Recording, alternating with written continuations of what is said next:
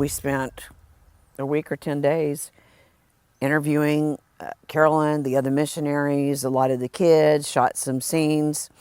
And then one day we went into town. We were up on the side of a building walking, and this guy comes, he's on a motorcycle, and he comes straight toward us to run me over. And Bina screamed, and it's like he was trying to run me over to kill me. He drove off a few feet, and he turned around and glared at us like, "I hate your guts. I wish I'd killed you." I have never in my life seen such a horrific, evil look out of any eyes.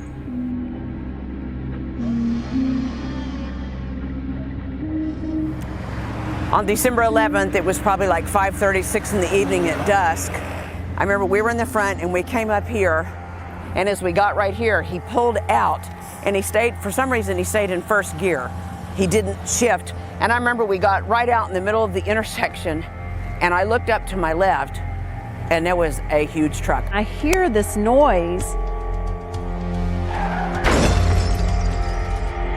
I mean, I don't see it hit, but I hear it hit, and I look again. Two of them, they were like all thrown down, and I was like confused. I thought all of them were dead. I just remember jumping off the motorcycle and running into the middle of the street. I was over at Sondra, and she was unconscious. She had a knot above this eye that was enormous. There was just blood everywhere. I am yelling her name, like, "Sondra, Sondra." And when she screamed, I started breathing and I started moaning. I was so glad to hear her moan. But then I also knew, because I'm a physical therapist, I knew she was really, really bad hurt. They wanted to come grab me by the legs and pull me off the road, and my friend Bina just threw herself over me and said, "No, you can't touch her." And they said, "Well, you're gonna get run over on the road," because roads are very chaotic here. And Bina looked up and she said she saw us surrounded by a white wall. All I saw was white. I didn't see the buildings, I didn't see the people. All I saw was white. And I didn't think anything about it at the time. There was too much else going on. But once we got back and we talked about it, and then I asked the Lord, "Where were you?"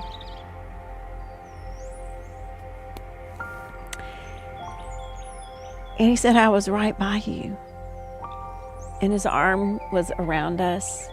And what I really saw was his garment. Finally, I remember really yelling at someone, just like anyone, "Will someone please help us? We need to get to the hospital." And she is in so much pain. Good Samaritan from the highway, they stopped two cars and they helped us, putting them in the car, driving them to the main hospital. I rushed to home and I informed the Mama Caroline that is what happened. And he was very agitated, and he said that you guys had been in an accident, that it was a truck that hit you, and I was like, "Oh my gosh." And I said, "Are they hurt?" And he said, "Yes, seriously." When we got to the hospital, I was glad to be at the hospital. My heart just sunk. There's roaches crawling across the bed, and you realize there's no linens, there's no running water. I just thought, oh, we can't be here. Because we had already been told there's lots of AIDS in that hospital. So we raced all the way there, and I ran inside looking for you guys. And as soon as I saw you, I told the doctor, I said, "Don't touch him, don't touch him. We have to take them to Kampala." Bina asked me to try to get a hold of Sondra's husband, Steve, as soon as possible. And that's literally what I did as soon as we hung up the phone. Steve was basically in shock, like the rest of us. He really just was saying, do you know anything else? Where is she? What are they going to do? And we didn't have a lot of information. They were still waiting for people to get to Sondra at that time, medical help. When I first came conscious, my first thought was, I have internal bleeding, and I'm not gonna make it home, God, unless you say I can. And here's the amazing part. I was remarkably calm, and I wasn't panicky, and I wasn't screaming, and I wasn't begging God. I just said, "God, this is your deal, and I won't get home, but I just want to give you my opinion on this. I don't think my family's going to be okay with losing me under these circumstances, and I don't want their spiritual life to be hurt because of this, but whatever you say." And then I called my friend Peggy, who heads up a prayer ministry, and I think basically I told her goodbye. And she said, "Well, I've been in an accident, and I'm really hurt, Peggy." I'm really hurt bad. She thought she was dying, which made me think she was dying.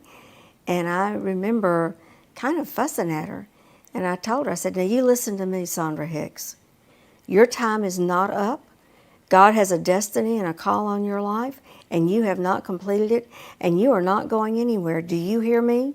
So after Sondra talked to Peggy, Peggy goes, Bina, how bad is she? I said, it's bad. Are you sure? Yep. Okay. Fortunately, Carolyn was very adamant, you're taking her to Kampala, call an ambulance for Kampala. And on the way there, Sondra had tried to call all 3 of her kids. And it's awful because I'm basically telling them goodbye, and you can hear this siren. I'm just walking out of my first final, and I received a phone call from my mother. She sounded weary, like she hadn't slept in days, worn out. I remember Heidi calling, and I remember Heidi just yelling. Sweet Heidi just started praying. She prayed and prayed over Sondra. She immediately had prayer teams praying. And it was about a 3-hour horrific ride to Kampala. So that first night, we actually spent the night in the ER. There are no extra beds, there's no chairs. They brought me a blanket to sleep on the floor, on the concrete. I was so grateful for that blanket.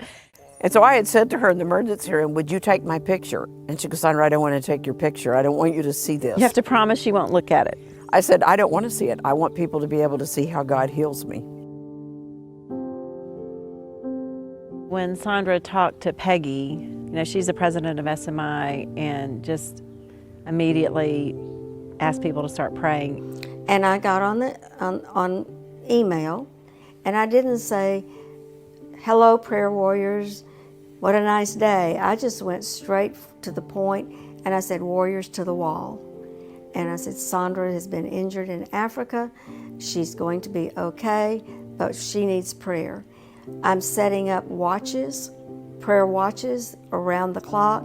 Here are the hours, and I gave the breakdowns of the watches that are established in the Bible. And I said, sign up now, but get on the wall. And so within minutes, I mean like as fast as I sent it out, I started getting responses saying, I'll take the 2 to 5 a.m., I'll take the 3 to 6 a.m. And it went to 300 or 400 people. And then of course from then it just went everywhere. And I don't know how many hundreds or maybe even thousands of people were praying for her within a matter of 30 minutes. Literally, I would text, her ankle is so swollen. Before they were texting back, as they were praying, I mean, I'd look at her ankle and it was gone. I felt like, am I crazy? Same thing with her arm. Her arm was enormous. And so I said, we really need to pray for her arm. She's having a hard time moving it. Gone. I mean, to the point I thought, they're all gonna think I'm lying. Because literally the miracles were happening just like this. I would call her husband. His voice was totally different. You could hear the concern and the care in his voice and how concerned he was for her welfare. It was just, you could almost reach out and touch it. It was so real. And initially I was scared and upset, but I felt God's presence surround me and protect me and comfort me through the ordeal. And he assured me she would come home safe. And, you know, they kept their watch, but that didn't mean they got off the wall. They stayed on the wall around the clock. Everybody did. This was our sister. We were on it.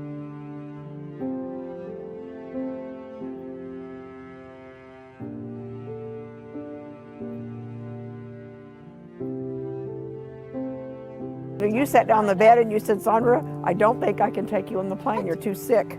I'm trying to give her breakfast, right? She can't sit up.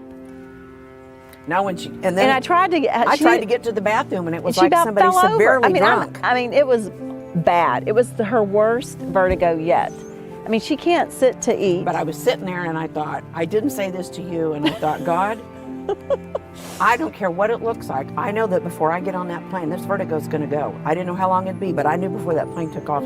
I just knew he would not let me fly home with vertigo. I just knew it. So they drove us up. Yeah. And they tried to get permission for them to take me up closer to a door that people can't go to. And when they get there, these guys with the big AR, they go, "No, what are you doing?" Griping at them. And our driver said something to them, and they threw that van door open, and they went, when they saw me, they gasped, and they threw the door, they go, get her out of here. So,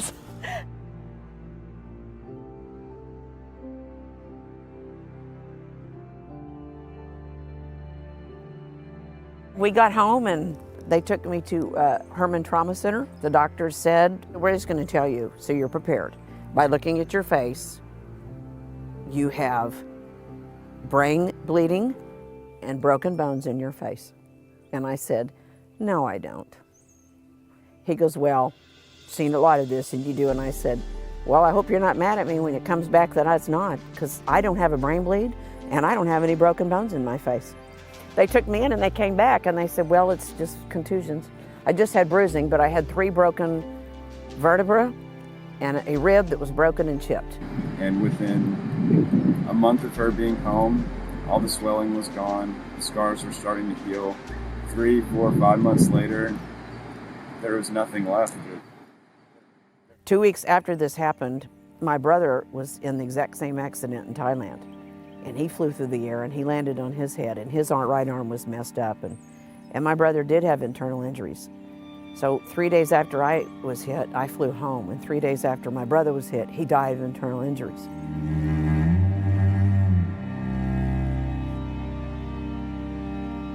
I'm not in charge of the universe. I understand all that. But for a long time, I felt like my brother's death was because of me. Because if it had just happened to me, it would have been a freaky coincidence. But the fact that that guy tried to run me over 2 nights before, and then this happened on Monday night, I felt like the enemy was saying, "You don't think I can get to you? Fine, I'll show you what I can do." The thing that's impacted me most is the power of love.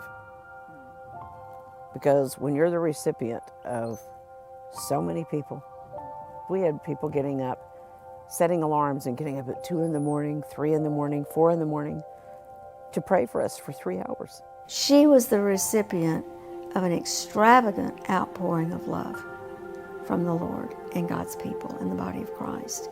I got to see God move in a way I never had before. He's an awesome, awesome God.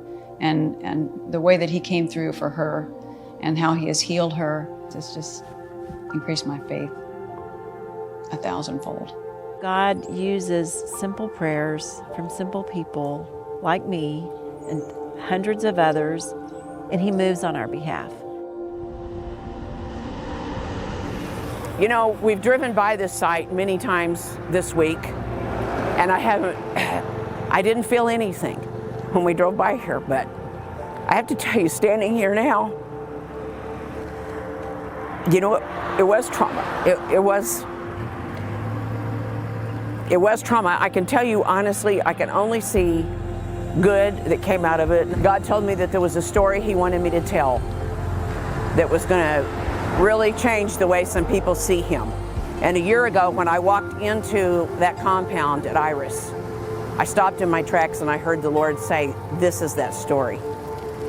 So I knew this story is really important to him, and it's really important to his heart. And that's why I'm still here, because he's not through.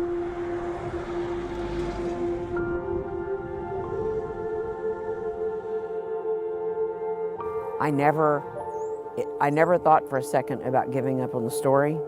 And after my brother died, I especially knew that I was going to finish the story. And, you know, I had shot the stories with Heidi in Mozambique first. But, you know, they say when you fall off a horse, you got to get back on the horse.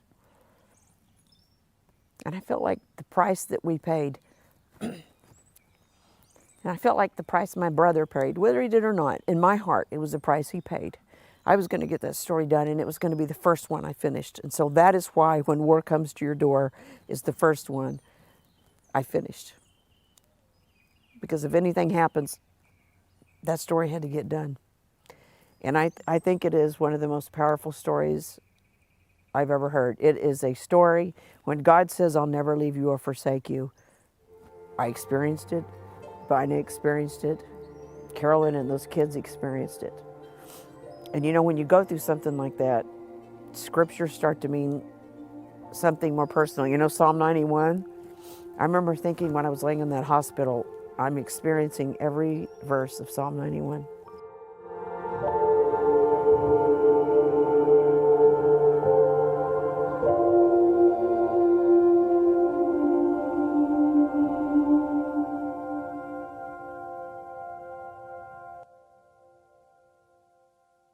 This is not what I asked for.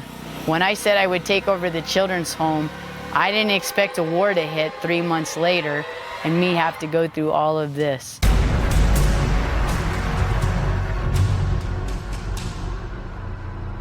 I saw our Land Cruiser drive up and all of the windows were blown out. Every window was blown out. Every news that he just didn't know whether they were abducted or traded or trafficked or shot. It was just that extreme. We had to have a government official give us permission to leave with the kids so we wouldn't be accused of child trafficking. In the meantime, our houses were being looted. Everything was being looted and taken. I was having fear so much in my heart.